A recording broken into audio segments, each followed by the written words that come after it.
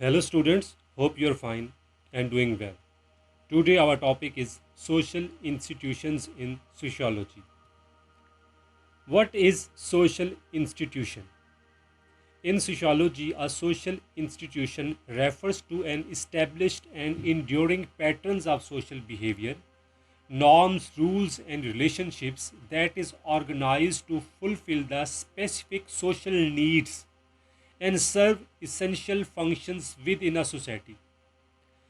अब अगर आसान वर्ड्स में आपने सोशल इंस्टीट्यूशंस को डिफ़ाइन करना है या डिस्कस करना है तो इसकी सिंपल डिस्कशन ये बनती है कि ये सोशल इंस्टीट्यूशन ऐसे establish patterns of social behaviour, norms या वैल्यूज़ हैं जो कि सोसाइटी की स्पेसिफिक सोशल नीड्स को फुलफ़िल करते हैं। ये एक कॉम्प्लेक्स और स्ट्रक्चर्ड सिस्टम्स होते हैं और यही कॉम्प्लेक्स और स्ट्रक्चर्ड सिस्टम सोसाइटी के अंदर मौजूद इंडिविजुअल्स के बिहेवियर को और जो उनका इंटरेक्शन होता है डेली लाइफ में वो उसको ऑर्गेनाइज्ड करते हैं। इट मीन्स कि सोशल इंस्टीट्यूशन बेसिकली सोसाइटी में हर इंडिविजुअल के बिहेवियर को एक पैटर्न में लेके आता है, एक स्ट्रक्चर्ड वे में लेके आता है ताकि सोसाइटी के जो रूल्स हैं, जो नॉर्म्स हैं, जो वैल्यूज़ हैं, जो लॉज हैं, उनकी वायलेशन ना हो। ये उसका बेसिक थीम है सोशल इंस्टीट्यूशन का।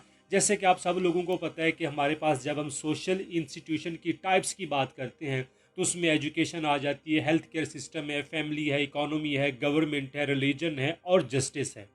ये सारी की सारी चीज़ें ना सिर्फ हमारी कल्चरल वैल्यूज़ को शिफ्ट करती हैं या ट्रांसफ़र करती हैं from one generation to another generation, बल्कि ये सोसाइटी के अंदर सोशल ऑर्डर और स्टेबिलिटी का भी बायस बनती हैं।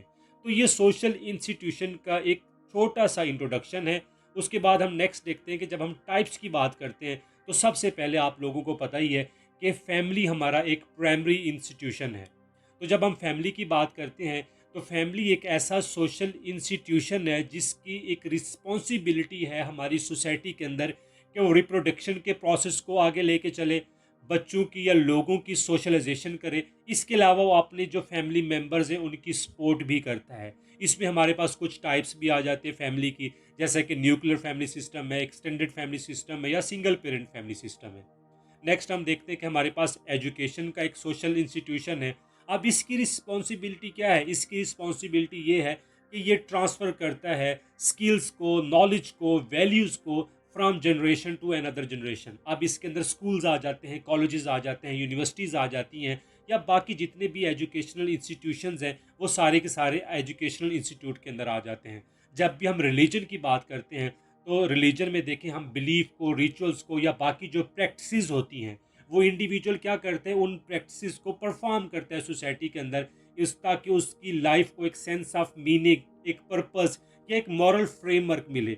मतलब जिस तरह से एक डे ऑफ जजमेंट का कॉन्सेप्ट आ जाता है, जन्नत दोज़ख का कॉन्सेप्ट आ जाता है, हलाल हराम का कॉन्सेप्ट आ जाता है या नेकी और अच्छाई या बुराई का कॉन्सेप्ट आ जाता है। तो इस तरह रिलीजियस इंस्टीट्यूशन भी बेसिकली इंडिविजुअल्स के बिहेवियर को और नॉर्म्स को एक प्रॉपर वे में लेके चलते हैं, उसको वो डेविंट होने से बचा लेते हैं। आगे हमारे पास इकोनॉमी है। इकोनॉमी में भी देखेंगे किस तरह से प्रोडक्शन, डिस्ट्रीब्यूशन या कंजम्पशन ऑफ गुड्स और सर्विसेज की बात करते हैं हम सोसाइटी के अंदर।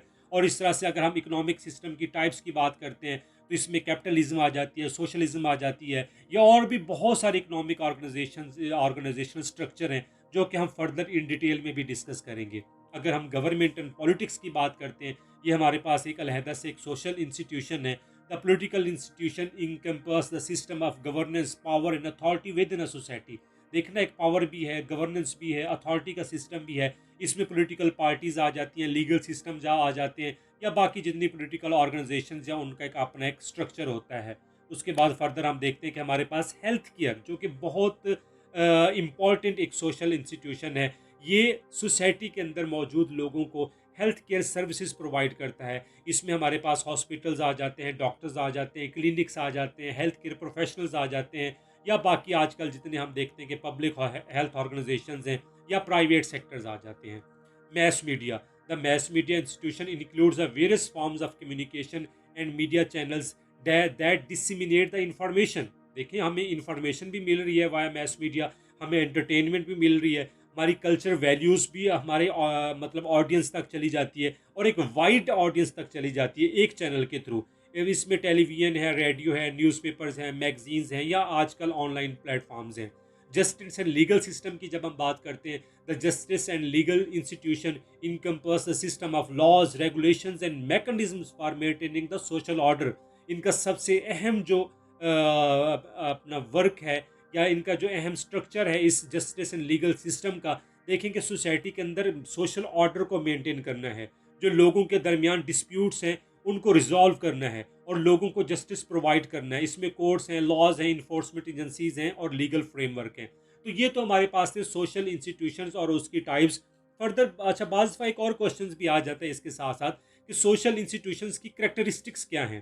तो उसकी थोड़ी सी करेक्टरिस्टिक्स हैं, ये भी मैंने इसमें इंक्लूड कर दी हैं कि देखिए जो सोशल इंस्टीट्यूशंस हैं, हमने पहले बात की कि सोशल इंस्टीट्यूशन सोसाइटी में मौजूद इंडिविजुअल्स की बिहेवियर को और उनकी जो नॉर्म्स हैं या वैल्यूज़ हैं उसको बेसिकली कंट्रोल करना है, एक प्रॉपर वे में लेके चलना है। तो definitely social institution persistence and stability society के अंदर लेके आते हैं। इसके अलावा जो सोशल इंस्टीट्यूशंस हैं वो ऑर्गेनाइज्ड होते हैं और स्ट्रक्चर्ड होते हैं। जब सोशल इंस्टीट्यूशन ऑर्गेनाइज्ड और स्ट्रक्चर्ड होगा तो ही वो लोगों के बिहेवियर को, नॉर्म्स को, रूल्स को या जो भी रेगुलेशंस हैं उनको इम्प्लीमेंट कर पाएगा और लोगों का जो बिहेवियर है उसको भी एक ऑर्गेनाइज्ड और स्ट्रक्चर्ड वे में लेके चलेगा। Socially constructed social institutions socially constructed हैं, मतलब ये नेचुरल या इनहेरिट सिस्टम नहीं है। गॉड की तरफ से ये चीज़ें हमें नहीं मिलेगी, बल्कि सोसाइटी ने जब जब भी इन सोशल इंस्टीट्यूशंस की नीड को फील किया तो ये सोशल इंस्टीट्यूशंस आहिस्ता आहिस्ता बनते गए, तो ये सोशली कंस्ट्रक्टेड भी हैं। अच्छा, functional and purposeful, definitely her social institution का एक प्रॉपर फंक्शन है, उसका एक अपना प्रॉपर एरिया है जिसको वो एड्रेस करता है, लाइक एजुकेशन है, हेल्थ केयर है, गवर्नेंस है, इकोनॉमिक्स है, फैमिली है, और उसका अपना एक पर्पज़ है, ख़ास पर्पज़ है। जो फैमिली है उसका रिप्रोडक्शन है या सोशलाइजेशन ऑफ चिल्ड्रन है। जो रिलीजन है वो आपको आपकी लाइफ में मीनिंग्स दे रहा है, आपकी लाइफ को कोई पर्पज़ दे रहा है। जो इकोनॉमिक सिस्टम है वो प्रोडक्शन और बाकी जो सर्विसेज ऑफ गुड्स हैं उसकी तरफ उसका अपना एक पर्पज़ है। तो इस तरह हर इंस्टीट्यूशन का अपना एक फंक्शन है जो कि पहले से डिसाइडेड है और उसका अपना एक पर्पज़ है। अच्छा, उसके अलावा आप ये देखें कि सारे के सारे जो सोशल इंस्टीट्यूशंस हैं ये इंटरकनेक्टेडनेस हैं। मतलब ये नहीं कि फैमिली का इंस्टीट्यूशन अलहदा है, एजुकेशन का अलहदा है, हेल्थ का अलहदा है, रिलीजन का अलहदा है। सारे के सारे इंस्टीट्यूशंस आपस में इंटरकनेक्टेड हैं। ये सारे मिल के ही सोसाइटी के अंदर ओवरऑल चेंज लाते हैं, ओवरऑल स्टेबिलिटी लाते हैं और ओवरऑल ही सोशल ऑर्डर को मेंटेन करते हैं। रिप्रोडक्शन ऑफ सोशल ऑर्डर, जिस तरह से मैंने भी बात की कि सोशल इंस्टीट्यूशंस एक सोशल ऑर्डर को सोसाइटी के अंदर मेंटेन करते हैं, जो सोसाइटी की वैल्यूज़ होती हैं, जिस तरह से सोसाइटी कल्चरल नॉर्म्स या बिलीफ या प्रैक्टिसेस की मतलब एक बात करता है और एक जनरेशन से दूसरी जनरेशन में ट्रांसफ़र करता है, इस तरह से सोशल ऑर्डर सोसाइटी के अंदर मेंटेन रहता है via social institutions. Regulation and control की बात देखें कि social institution exercise the control and regulation over the individuals. ये देखें ना, आपने अपनी इंडिविजुअल्स पे कंट्रोल भी तो करना है ताकि सोसाइटी के अंदर वायलेशन ना हो, ताकि लोगों का बिहेवियर डेविड ना बने। तो जब इस तरह की चीज़ें आती हैं तो सोशल इंस्टीट्यूशंस अपना एक रोल प्ले करते हैं। उसके बाद सिंबॉलिक रिप्रेजेंटेशन है। हर सोशल इंस्टीट्यूशन की अपनी एक सिंबॉलिक रिप्रेजेंटेशन है।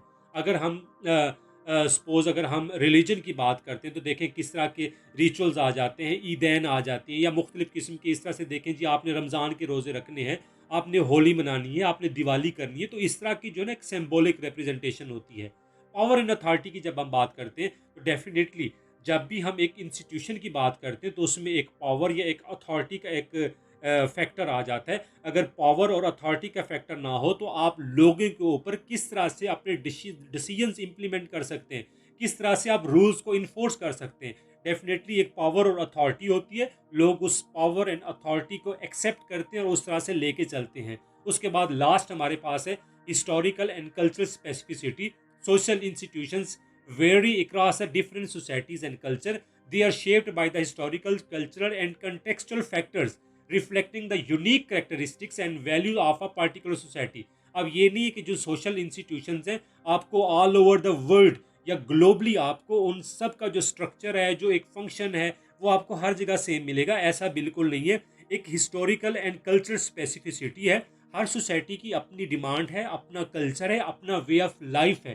तो सोशल इंस्टीट्यूशंस भी अपने जो फंक्शंस हैं, अपने जो करेक्टरिस्टिक्स हैं, वो उस तरह से वहाँ पे चेंज होना शुरू हो जाते हैं, ताकि लोगों की जो यूनिक करेक्टरिस्टिक्स हैं उसके मुताबिक एक पार्टिकुलर सोसाइटी के अंदर उसके मुताबिक वो अपना परफॉर्म कर सकें, ताकि वो अपना जो लोग अपना उसमें इनपुट दे सकें और उस तरह से सोसाइटी के अंदर एक स्टेबिलिटी आती चली जाए।